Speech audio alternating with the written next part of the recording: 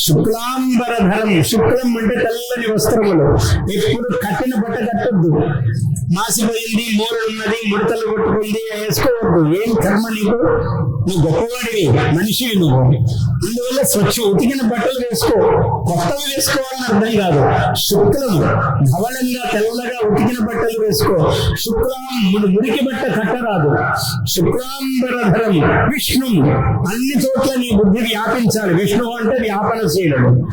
శశివర్ణం, చంద్రుడి లాగా ఉండాలి. చంద్రుడు తెల్లగా ఉంటాడు, చల్లగా ఉంటాడు అని ఉండదు. ఎప్పుడు చల్లగా ఉండు, ప్రశాంతంగా ఉండు.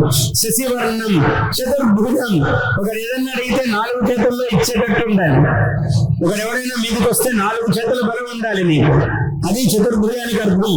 శశివర్ణం చతుర్భుజం ప్రసన్నవదనం అని ఊరికే వెకిల్ నవ్వు నవ్వద్దు. ప్రసన్నవదనం, ప్రసన్నంగా ముఖం పెట్టుకో.